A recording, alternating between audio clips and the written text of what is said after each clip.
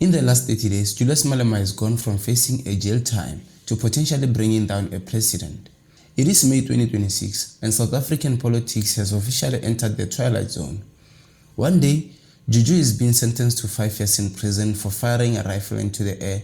The next, he's standing on the steps of Constitutional Court having just handed the President Cyril Ramaphosa his biggest legal defeat since Phala began. Today, we are going to break down a drama, the hidden hands, and why Julius Malema is currently the most dangerous and endangered man in the country. After careful consideration, and I can show you I have done so, free of any interference, this judgment or sentence is the sentence of this court and this court alone. In respect of count 1, you are sentenced to a period of 5 years imprisonment. A few moments later. Amandla! Amandla! Viva EFF, viva! Down with Ramaphosa, down! Let's start with a bombshell. On April 16, 2026, the East London Magistrate Court sentenced Malema to 5 years of direct imprisonment. This stems from that infamous 2018 video where he fired what he claimed to be a toy rifle during the EFF's 5th anniversary bash.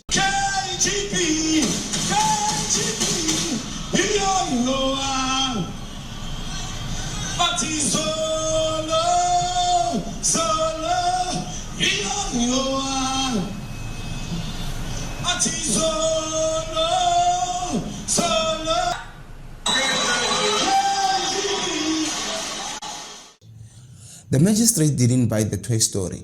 She called it a threat to democracy. Now, if this sentence stands, Malema is barred from the parliament. His political career effectively over. But, and there's always a but with Juju. He's currently out on warning pending appeal. Malema is calling this a political execution by what he calls white monopoly capital. In respect of count 2, you are sentenced to a period of 2 years imprisonment.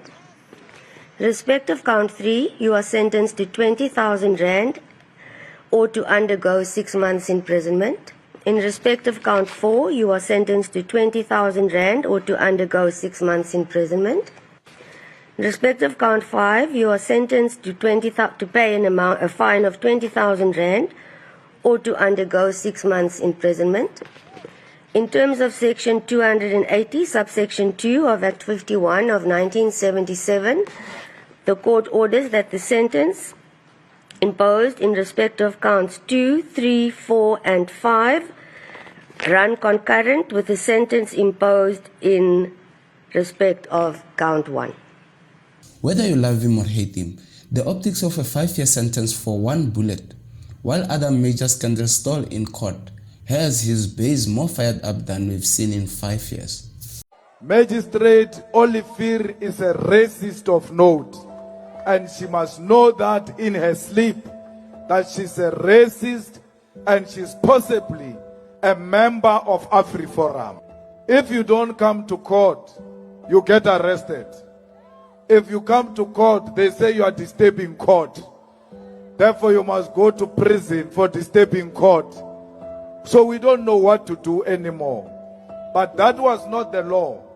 That was racism speaking. Magistrate Oliver is a racist of note, and she must know that in her sleep, that she's a racist and she's possibly a member of AfriForum. That's why when you mention AfriForum, she cannot hide her emotions.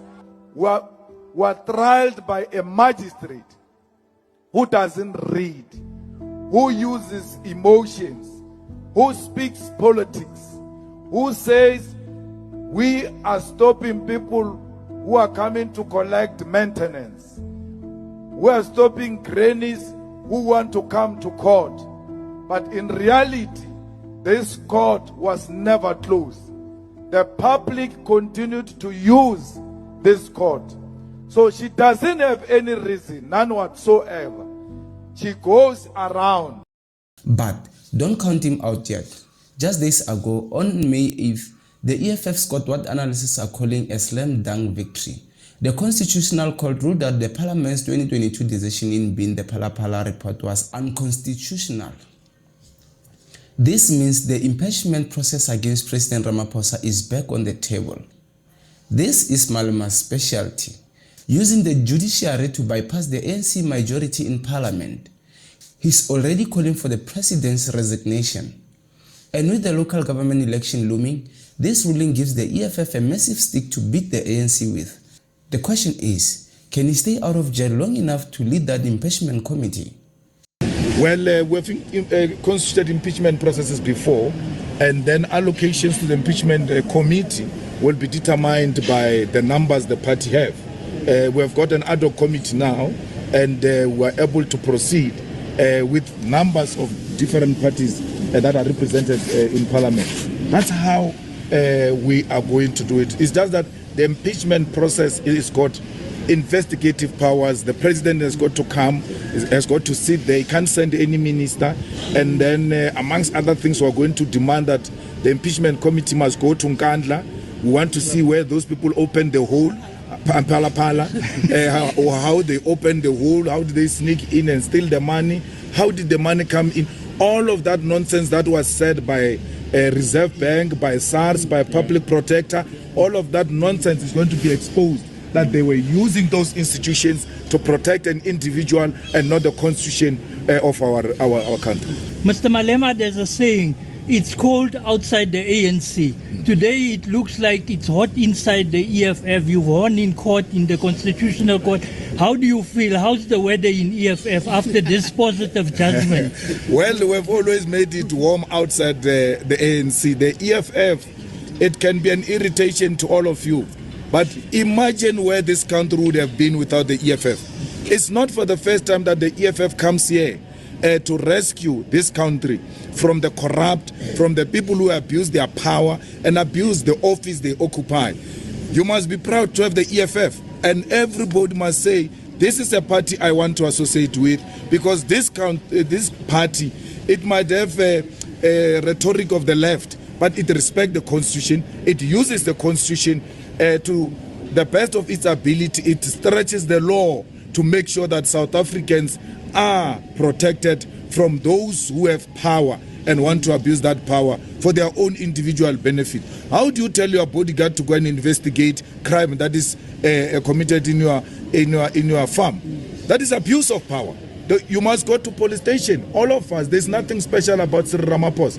When there is a crime committed in my house, I can't send my helper.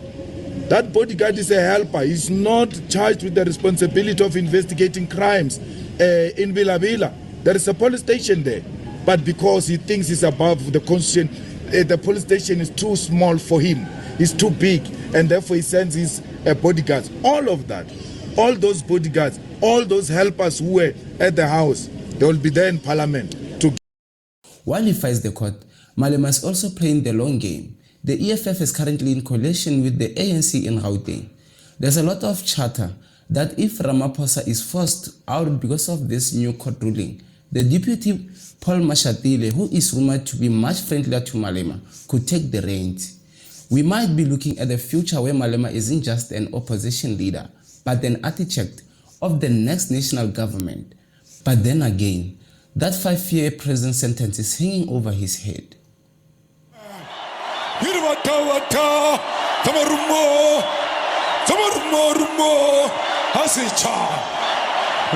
were you?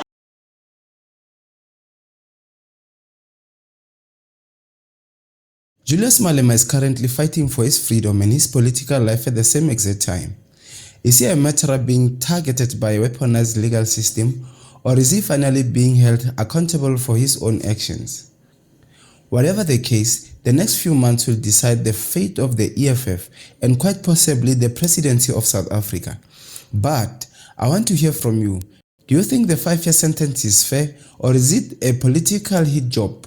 And is Phala finally the end of Ramaphosa? I want to hear from you. Drop your thoughts in the comment, hit that like button, remember to hit that subscribe, and I'll see you in the next one.